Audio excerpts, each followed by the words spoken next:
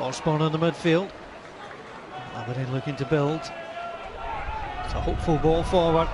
And Fowler will thump it clear.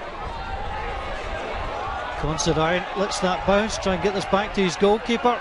He's short without it. Gary Harkins is round Jason Brown and scores. Well, he took an ace to do so, Gary Harkins, after the mistake by Considine. Let the ball bounce. Brown actually said move it away. Harkins robbed the goalkeeper. And Gary Harkins showing a level of care with a finish not matched by the Dons defending. Fallon. Aberdeen picking up through Milsom. The Dons behind. Chris Clark.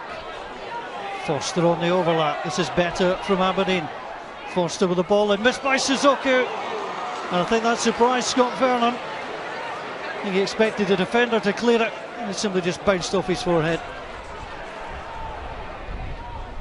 Kelly with just one loss in the last 6 SPL. Ahead here this afternoon. Fowler on to Silva. Fowler again. Aberdeen not picking up Silva at all. Harkins intercepted by Osborne, but it's given away again by the Dons. Silva. Harkins, that's a lovely reverse pass, that's on to Dean Shields, goes for goal, and an easy one for Jason Brown.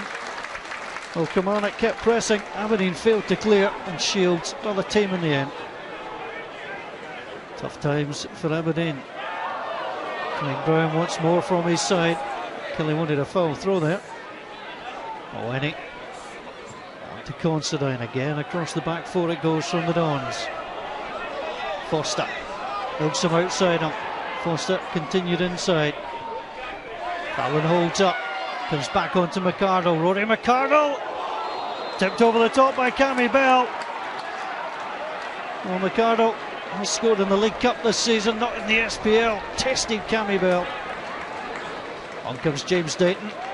At the end of the afternoon for Paul Heffernan.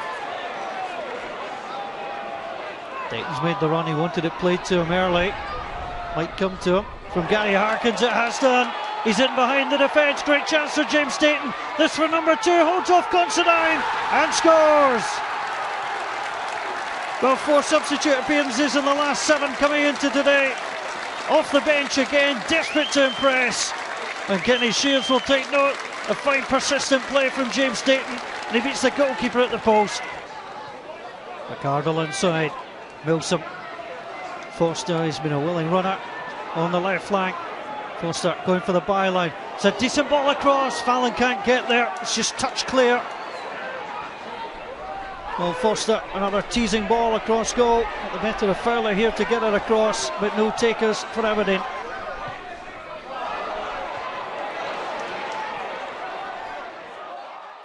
Kenny, a terrific result for Kilmarnock, and you got what you wanted, a win after the win against Rangers. Yeah, it was important we followed that up. It's give us some consolidation, but I wasn't happy. I'm never happy. I don't think we played well. It was a poor game of football. I feel that maybe the game shouldn't have been played because of the overhead conditions, and it affected us. We had no fluency, and I'm disappointed in that there. Yeah, I mean, it's one of these conditions where the wind spoils it. You can't play football, can you? No. What is happiness? Happiness is, for our supporters, is having a product that they can watch and it's attractive, and they pay a lot of money out of their wages every week to come and watch a team that they support. So they want entertainment, and we fell down considerably today. I must say that the conditions were poor. They were, and I went to Motherwell against Dundee United last Saturday. Exact same. Should never have been played. But that's it. If they want us to entertain, then I don't think they should be played in these conditions. Gary Harkins did well for you today, though. I mean, he took his goal well, and it was a great pass for the second for James Dayton. Gary Fisher did well for the second goal also. He carried the ball, which he should have done more of. He found the pass to Harks, and you're right when you say Harkins has done very, very well today. He's held it up, he's been strong. People look at him, he's not the quickest player, but he's got a quick brain, and he brings that brain into action, and we can play around that. What did you say to the players before the game? Did you say that Aberdeen are in a bad run and this is a real opportunity for you to get the kind of result you wanted? we're in a horrible position. Today we're playing a team who hasn't won away from home. Next week we play away to a team that hasn't won at home this season. So those are things that we think about, and we must make sure that we don't become the first. Aberdeen were like ourselves. They were below par, and I think we squeezed some confidence out of them in the second half. We brought Ditton on to give us a spark, give us some life, and Matthew Kennedy also, but even though it was a bit later in the game, they give us a bit of spark, and I'm just delighted that we won the game. Craig, a very disappointing result for you today. Yes, disappointing result for everybody concerned with Aberdeen Football Club. We just have to accept that we, I think, conceded 2 chances and lost 2 goals. We have a goalkeeper that's not had a save to make in the match, and yet we lose the game 2-0. That's been the story of late, unfortunately.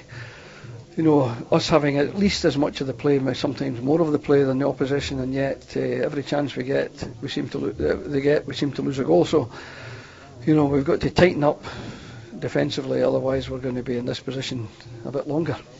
Is this a time for keeping your head and for the fans to keep their heads, because you are bottom of the division, but there's still a long way to go? Yes, there is a long way to go. Yeah, I'm not proud at all. In fact, quite embarrassed to be at the bottom of the league, especially Aberdeen Football Club. But to have taken only 1 point in the last 5 games, I think it is certainly not good enough, and we've got to do a lot better than that. I think we've got to be fair, and we've deserved to do better in play and in chances and the way the balance of play has gone in each game, but we're being penalised for every mistake we make. Perfect example today was Andy Considine, who was always in top form in the last month or 2. He was a bit ill overnight, stomach upset, but he was determined to play, and he made his only mistake in game after game, and unfortunately that cost us early in the match. Is it a situation where in this position you look at how you prepare and do everything ahead of the game, or is your experience telling you that this will be sorted soon? Well, my experience tells me that we will win matches soon, because having looked at the games we've lost, on every occasion we could easily have won the game without being lucky. If we had won today, I think people have said, well, you deserve to win because you had more chances than Kilmarnock, you had more of the play, you had certainly more corner kicks. Everything was, I think, pointing towards us until they get the second goal, and then of course their tails went up and we had a mountain to climb then. So up until then it was pretty much, I felt, our game. The game was there to be won, and that's been the case in recent games, and I'm quite disappointed that we've not managed to get more, but I'm determined that we will, and I'm certain that we will get points, and a good lot of points between now and the end of the season. Yeah, it's going to be an important month for you. For the Aberdeen fans listening to this on the way up the road or online later on, can you say to them that Aberdeen will not be relegated this season? Well, it's not a word I ever use, and I won't start using it. What I'll say to the Aberdeen fans is that I'm sure we'll start winning games.